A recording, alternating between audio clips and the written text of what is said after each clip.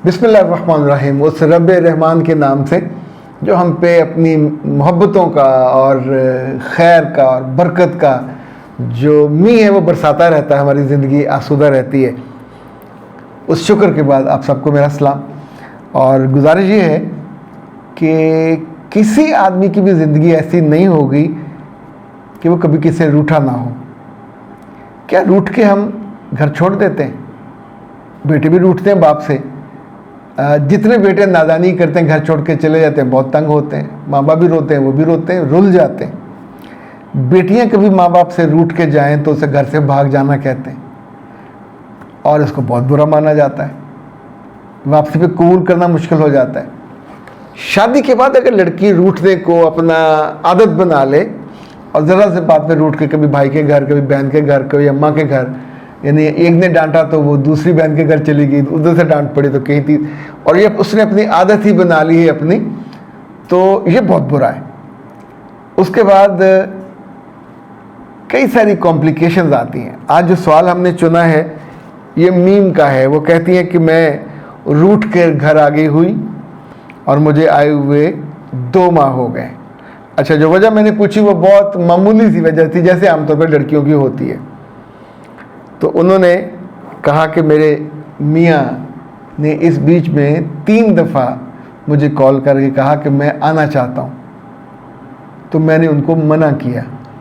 अच्छा, इस बात में ज़रा वजाहत से मैं आपको बता देता हूँ कि आने का मतलब ये कि मियाँ अपनी बीवी के पास आना चाहता था, रूठी हुई बीवी के पास। जो मैंने कंसीव किया कि उसकी मोहब्बत बाकी थी, उसका जो कुर्बत का एहसास, ताल्लुक़ वो ज़िंदा था, और उसकी जो चाहत उसके लिए थी वो भी मौजूद थी। और वो दोनों मियाँ बीवी हैं, सिर्फ रूठ के आई हुई है ना। अना और ज़िद मर्द की बड़ी होती है, औरत की नहीं। लेकिन जब औरत की ज़िद बड़ी हो जाए, अना बड़ी हो जाए, तो फिर रिश्ते में ऐसी फिक पड़ती है कि बाद में आप सालों उसकी उस फिक को और कड़वाहट को महसूस करते हैं और फिर रोते। याद रखिएगा, अगर आप रूठे हुए हैं, अपने अम्मा के घर गए हुए हैं और आपका मियाँ या उसके घर वाले आपको मनाने नहीं आ रहे, तो इसका एक मतलब तो यह कि गलती आपकी थी। वो महसूस करते हैं कि आपको सॉरी करनी चाहिए और इस मामले को सेटल करना चाहिए, तो आपकी तरफ से किसी ने नहीं किया, तो लड़के के माँ बाप भी नहीं कर रहे।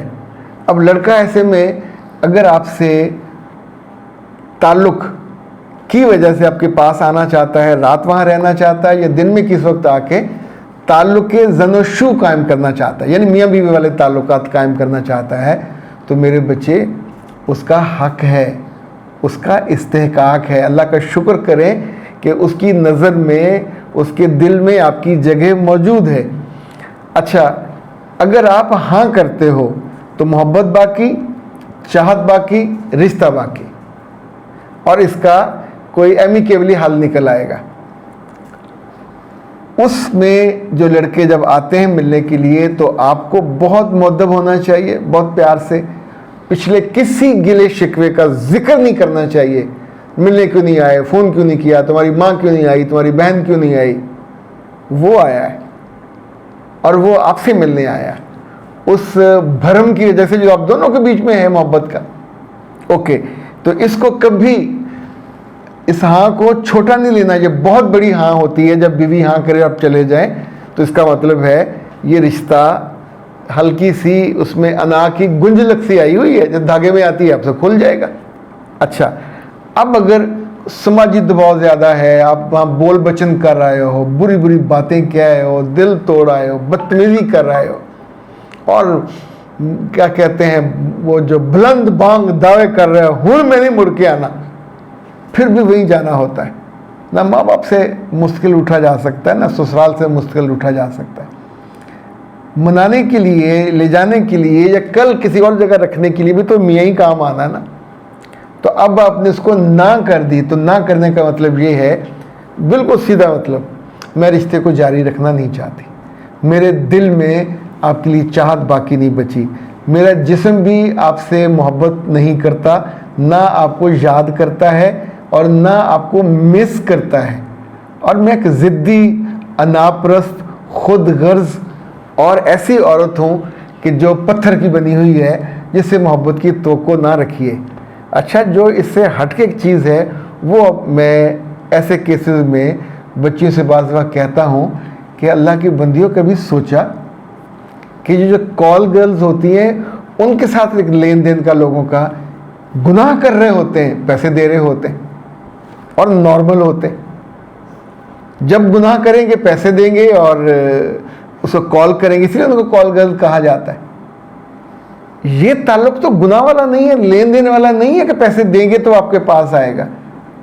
ये ताल्लुक समाज ने जोड़ा, रब के कलाम ने जोड़ा, आपके ईमान ने जोड़ा, और आप उसको एक ऐसी जो नज़र ना आने वाली मजबूती होती है वो आपको मुयस्सर है, और आप उसको बेकदरी करके या उसको डिसओन करके, सो खुदा ना खासा कभी आप रूठ के अपने घर चले जाओ और मियाँ आपसे मिलने आना चाहे तो कभी भी इनकार नहीं करना।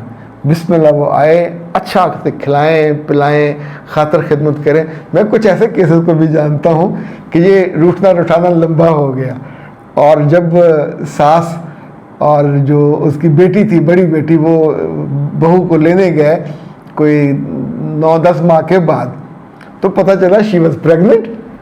अच्छा, अब माँ इससे पहले कि बाँ करती और उसने अपनी बेटी को देखा, बेटी ने उसको देखा, तो फिर बेटी को कोई आया ख्याल, उसने अपने भाई को फ़ोन किया कि ये तो प्रेग्नेंट है। तो उसने कहा हाँ मैं आता जाता रहा हूँ। अच्छा, उस मौके पे जो उनकी कैफियत हुई होगी बेटी की और माँ की, अब आप सोच सकते हैं। तो एक जायज़ ताल्लुक़ था, जायज़ रिश्ता था जो उन्होंने बनाए रखा। समाजी तौर पे जो नाहमवारी थी ताल्लुक़ में, वो उसमें घर वालों की ज़िद या दूरी, ज़ाहिर है कहीं ना कहीं लोग बेवजह स्टैंड भी ले लेते हैं, उसका नुकसान होता है, लेकिन इट हैपन्स।